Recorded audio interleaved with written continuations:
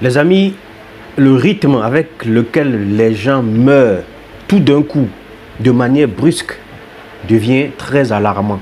Oui, il faudrait faire très attention. Hier, j'étais avec un pasteur, un ami pasteur qui me disait, tu connais les jumeaux avec lesquels j'étais ami là? Eh bien, il y a un qui est décédé à 28 ans. 28 ans. Ça s'est passé comment? Dans sa baignoire, il prenait son bain et puis il a senti un mal au douleur de la poitrine. Et comme il n'y avait personne pour, on va dire, le soutenir, il est tombé. Et puis le temps qu'on l'amène à l'hôpital, il est décédé. Crise cardiaque. Chers amis, écoutez ces quelques conseils que je vais vous donner. On ne sait jamais, hein, ça peut toujours aider. La plupart d'entre nous traversons des moments de stress, de dépression, d'anxiété, de colère, de rancœur. Et toutes ces petites choses-là augmentent le risque d'avoir des AVC, insuffisance cardiaque ou attaque qui est aujourd'hui monnaie courante. S'il vous plaît, évitez de vous laisser facilement irriter ou provoquer par vos enfants, vos collègues, vos amis, votre femme, votre mari, votre voisinage, votre patron. Restez serein. Évitez le stress, amusez-vous, ne réfléchissez pas trop. La vie est simple, hein? Parfois c'est nous qui la compliquons. Isolez-vous des perturbations. Et quand vous n'avez pas l'argent, comme pour certains, oui, on a tous traversé des périodes où vous n'avez même pas 5 francs à la maison. Quand ces périodes-là arrivent là, ne réfléchissez pas beaucoup. C'est vrai, c'est facile à dire, hein, mais c'est faisable. Évitez d'être stressé, évitez de trop réfléchir. Amusez-vous. Quand il n'y a pas l'argent, soyez serein et calme. C'est un serviteur. L'argent, c'est un serviteur. Dites-lui, papou, viens.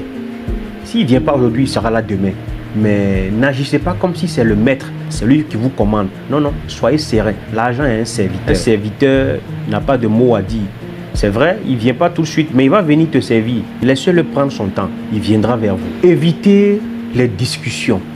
Évitez les échanges houleux au marché, au bureau, à la maison. Vérifiez toujours votre tension. Aujourd'hui, c'est toujours bon d'avoir un tensiomètre avec soi. Hein. Ça ne coûte pas cher. Si vous avez un petit souci, vous mettez, vous vérifiez. Ça peut toujours aider.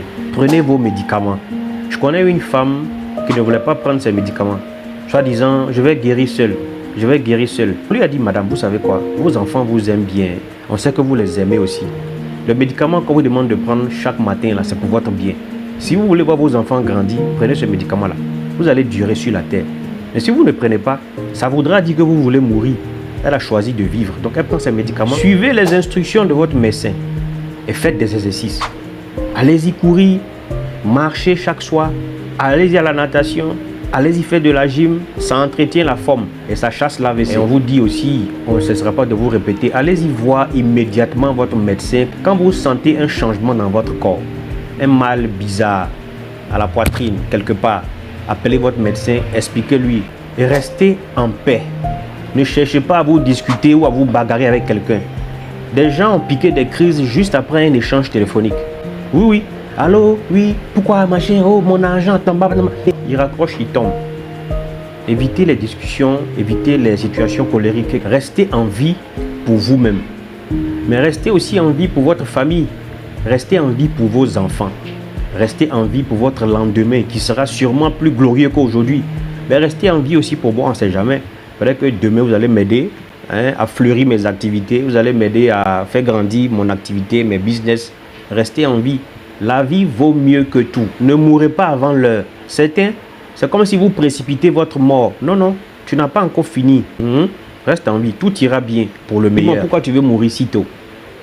Pourquoi tu veux mourir si tôt? Si tu ne sais pas pourquoi tu veux mourir, sache au moins pourquoi tu dois rester en vie. Reste en vie pour moi. Reste en vie pour ta famille, comme je dis, pour tes amis, pour ceux qui te connaissent. Reste en vie pour eux. Ce message est très important. Partagez-le à vos amis, vos familles, vos collègues, à ceux que vous pensez que ça pourrait aider. Les gars, prenons soin de nous. Ciao.